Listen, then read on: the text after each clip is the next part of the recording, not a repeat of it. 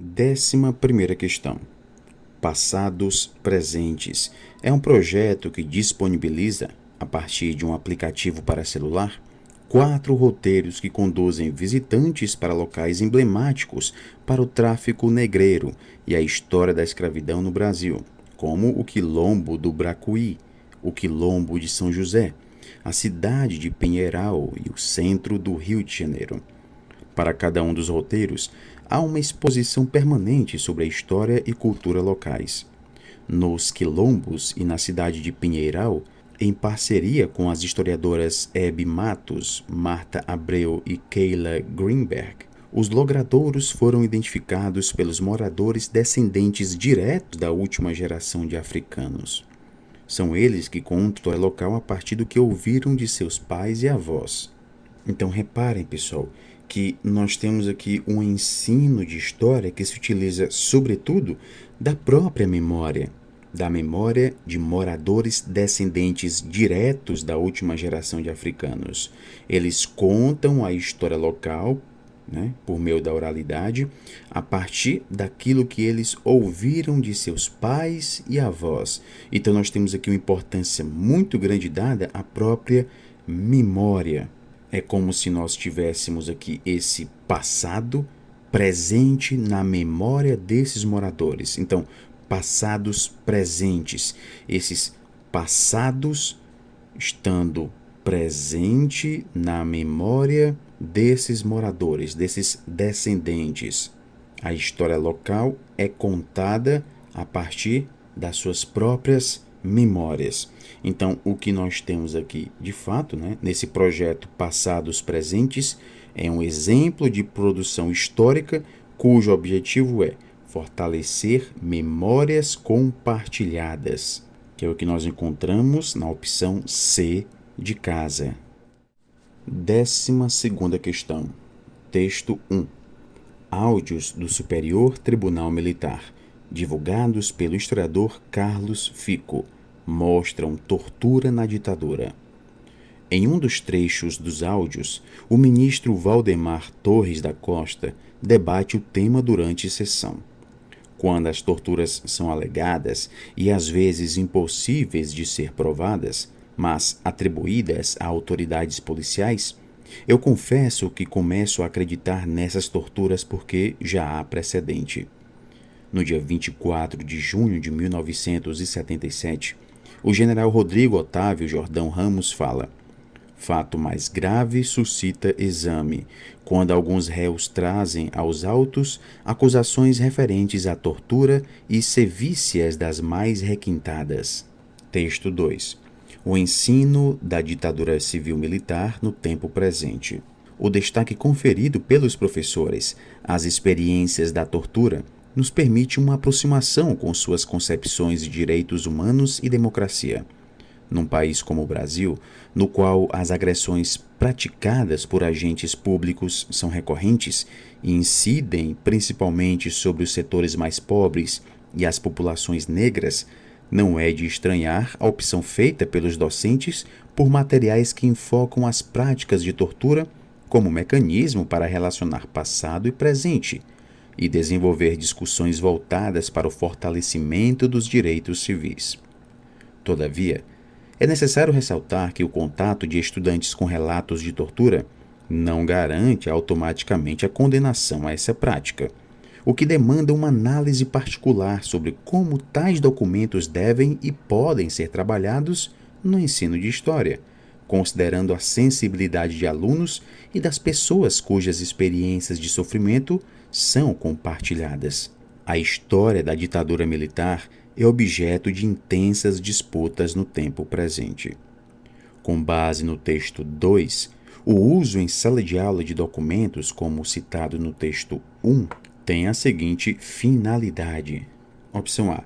Ratificar a inserção social da mídia digital. Falso, pessoal, não se trata disso. Não se trata aqui de assegurar a mídia digital no meio social. O que nós temos basicamente aqui é que o texto 2 destaca a importância de fazer uma análise crítica dos documentos que são utilizados no ensino de história, Documentos estes como, por exemplo, os áudios presentes no texto 1, né? Eles poderiam ser usados no ensino de história para trazer essa visão do que foi a ditadura civil-militar no Brasil. No entanto, não basta levar este material para a sala de aula. É preciso aqui fazer um exercício de problematização, lançar perguntas sobre esse material, questionar esse material, refletir criticamente sobre este material e, consequentemente, relacionar este material à violência que o Estado praticava neste período da ditadura civil-militar. Então, o que nós temos aqui é justamente a promoção e a reflexão crítica da violência estatal. É refletir criticamente sobre essa violência que existiu nesse período, né? Refletir sobre isso partindo dos documentos utilizados em sala de aula. E o texto 1 nos traz um exemplo, né, de material que pode ser utilizado. E o texto 2 destaca que esse material é importante, mas o simples contato com relatos de tortura não vai garantir a condenação a essa prática, né? Por isso que é preciso fazer uma análise crítica desses documentos, tá bom, pessoal? Então, a opção correta da 12ª questão é a opção B de bola. 13ª questão. Em certa medida, é esse o grande desafio: o que guardar e o que esquecer, que nos é apresentado para refletir acerca do currículo em sua perspectiva real. É sobre escolhas daquilo que é substancial como projeto de tempo presente e futuro que pensamos quando tomamos decisões acerca do currículo.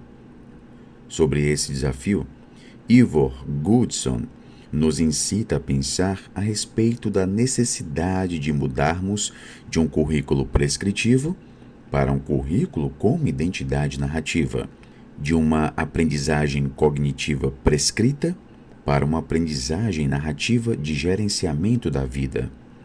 Afinal, é de saberes, mas, sobretudo, de sensibilidades que falamos quando imaginamos um professor em processo de formação, elegendo suas vivências como lugar plausível para se exercitar o pensamento quanto à presença de marcas do tempo e do humano no mundo. Diante das prescrições curriculares, a autora aponta para uma postura docente que valoriza o seguinte princípio.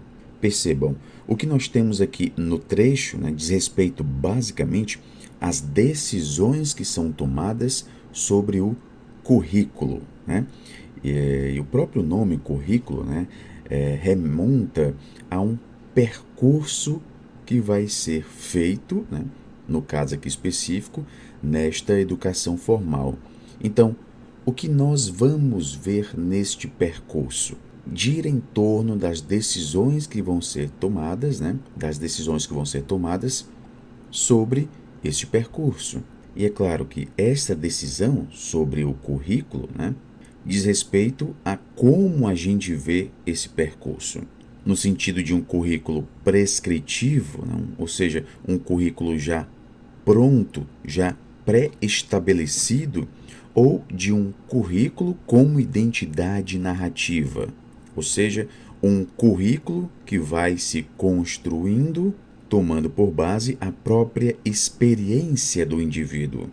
Então, nós temos aqui esse currículo prescritivo, que dá uma ideia de algo já pronto, para um currículo como uma construção da própria identidade, né? Esse currículo vai sendo construído de um caminho já pronto a ser percorrido.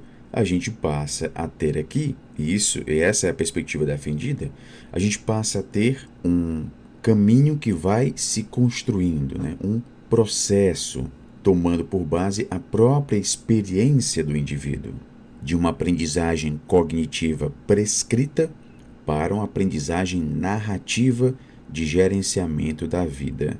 Um professor que está em formação, ele põe as suas próprias vivências neste percurso que está sendo feito. Nesta perspectiva, nós vamos ter essa interação acontecendo por meio da própria experiência do professor. Essa experiência implica o professor em sua globalidade. Por quê? Porque vai envolver aqui as dimensões sensíveis, afetivas, a própria consciência do professor, as emoções, os sentimentos, os valores que ele atribui, né? As imagens sociais, tudo isso que foi construído ao longo de uma vida. Esse ser professor, ele não começa a ser constituído na formação inicial, né? Em nossos cursos de licenciatura. Antes mesmo de a gente entrar na universidade, a gente já traz representações do que é ser professor. Nós trazemos, né, imagens de professores nossos da educação básica, professores que nós tivemos, aqueles professores que a gente vê como sendo exemplos ou como não sendo exemplos. Então, a nossa experiência também como aluno, né, acaba contribuindo para essa identidade profissional do professor. A identidade profissional do professor é uma parte constitutiva do ser social. É o resultado desse processo dual de individualização e socialização do próprio sujeito.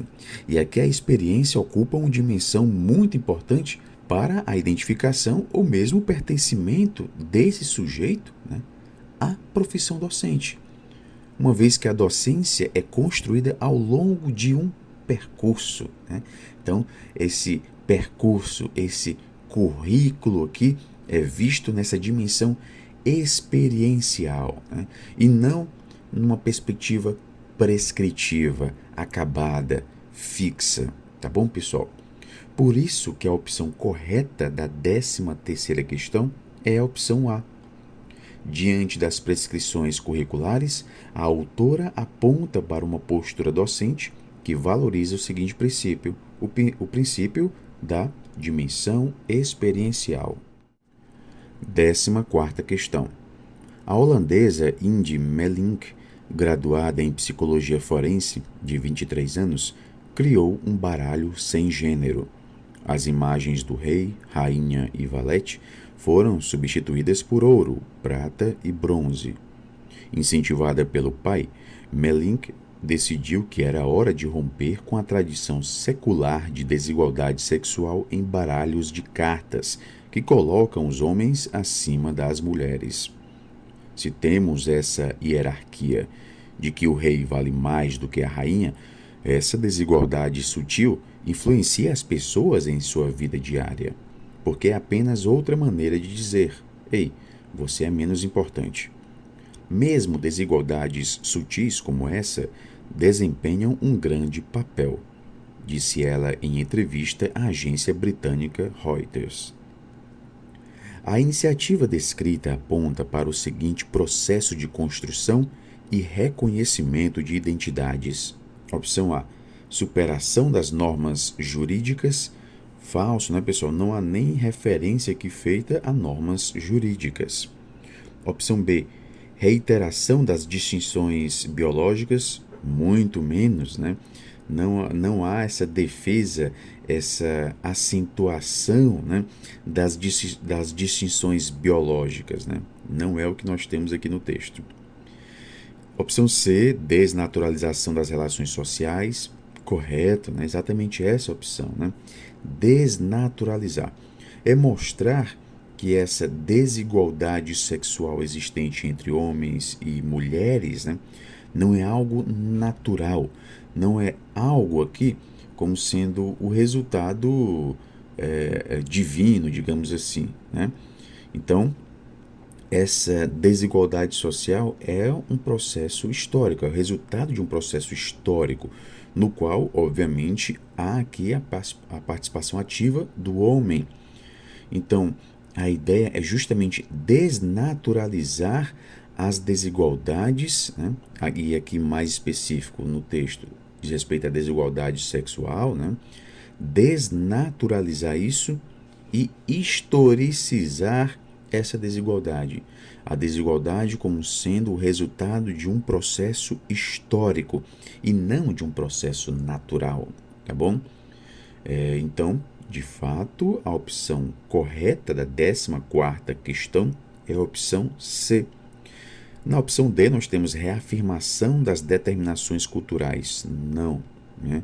Não há esta reafirmação. Há justamente uma tentativa, né, de combater, né, de ir de encontro a essa cultura, né, que prega a desigualdade, né?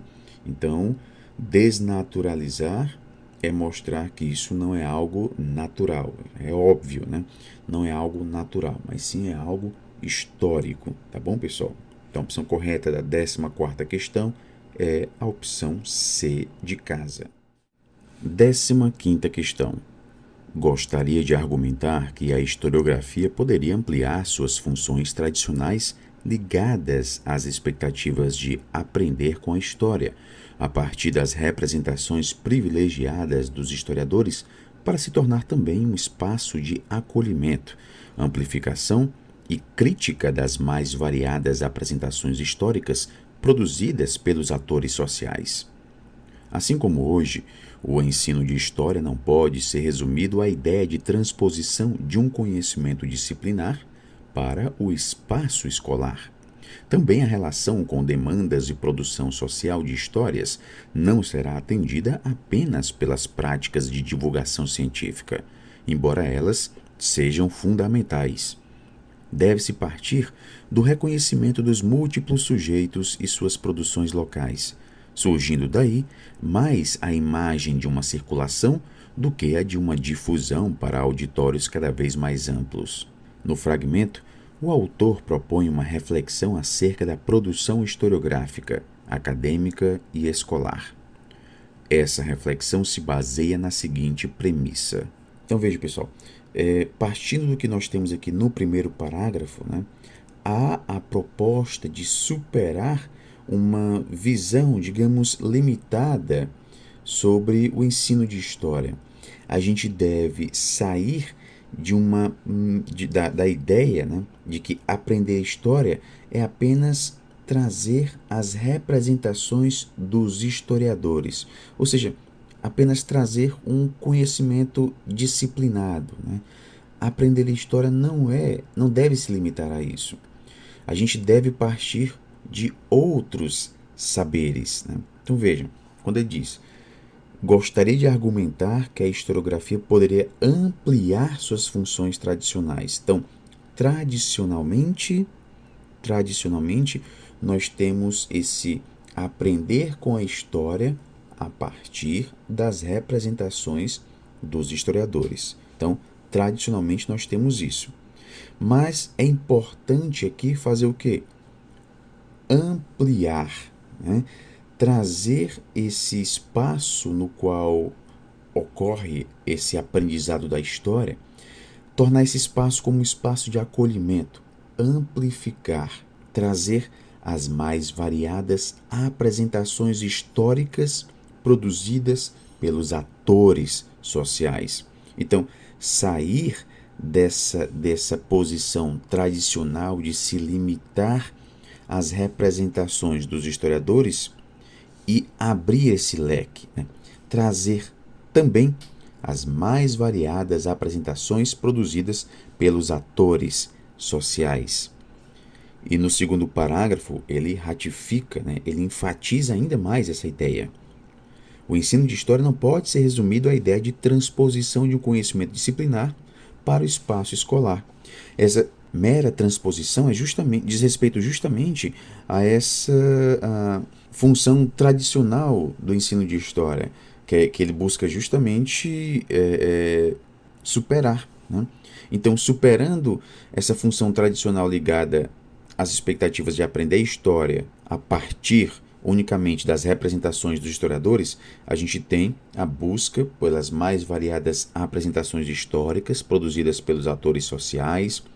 A gente tem a busca por se superar essa ideia de uma mera transposição do conhecimento disciplinar para o espaço escolar. E a gente deve aqui destacar a importância dos múltiplos sujeitos e suas produções locais, proporcionando, portanto, uma abrangência maior, né? Atingindo aqui auditórios cada vez mais amplos. Então, essa reflexão aqui se baseia na premissa da valorização de saberes plurais. Não se busca apenas as representações dos historiadores. Nós temos aqui destacadas também as apresentações históricas produzidas pelos atores sociais, pelos múltiplos sujeitos e suas produções locais. Tá bom, pessoal? Então, a resposta correta da 15ª questão é a opção A.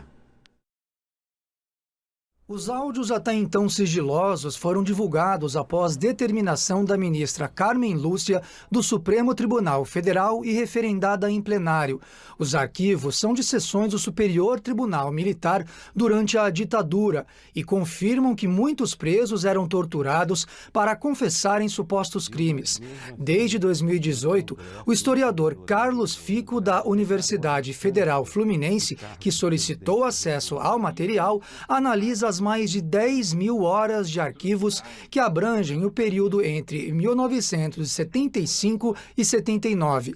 As conversas foram divulgadas pela jornalista Miriam Leitão, do jornal O Globo, que foi presa e torturada durante a ditadura. Em um dos áudios, por exemplo, o general Rodrigo Otávio, em 1977, fala do caso de uma grávida de 3 meses que sofreu aborto após choques elétricos no órgão genital. O fato mais grave talvez suscita o exame da presente apelação, quando alguns réus trazem aos autos acusações referentes a torturas e sevícias das mais requintadas, inclusive provocando que uma das acusadas, Nádia Lúcia do Nascimento, abortasse após sofrer castigos físicos no Código-Dói, a qual inclusive sofreu um aborto no próprio Código-Dói em virtude de choques elétricos em seu aparelho genital, fato ocorrido no dia 8 de abril de 74. Um ano antes, em 76, o almirante Júlio de Sá Bierrembá fala que as torturas poderiam prejudicar a imagem do Brasil. Muitos têm falado em direitos humanos. Com profunda tristeza, tenho tomado conhecimento da repercussão no exterior de fatos que se passam no Brasil. Fatos esses que também ocorrem em todos os demais países civilizados do mundo. Quando aqui vem à baila um caso de sevícias, esses se constituem um verdadeiro prato para os inimigos do regime e para a oposição ao governo. Outro áudio divulgado revela que em 76, um homem suspeito de roubo a banco recebeu marteladas para confessar o crime. Também há um arquivo que mostra que uma pessoa que não tinha nada a ver com o suposto delito foi indiciada mesmo assim. Neste julgamento específico, a pessoa gravada confirma que, em geral, os inquéritos policiais eram desacreditados porque, segundo ela própria, durante a investigação, os presos apanhavam mesmo. O ministro do STM, Valdemar Torres da Costa, também fala sobre pessoas torturadas. Quando as torturas são alegadas e às vezes impossíveis de ser provadas, mas atribuídas a autoridades policiais, eu confesso que começo a acreditar nessas torturas, porque já há precedente. Em dezembro de 2014, a Comissão Nacional da Verdade responsabilizou 377 pessoas por crimes durante a ditadura, entre tortura e assassinatos. O documento também apontou 434 mortos e desaparecidos.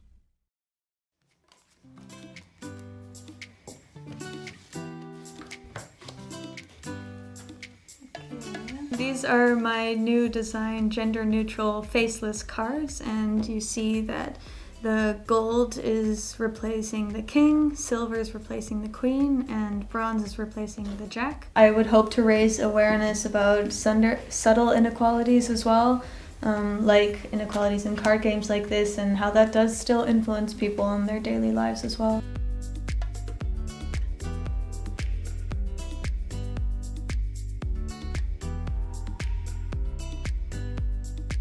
Ik denk dat het goed is dat we stilstaan bij genderneutraliteit.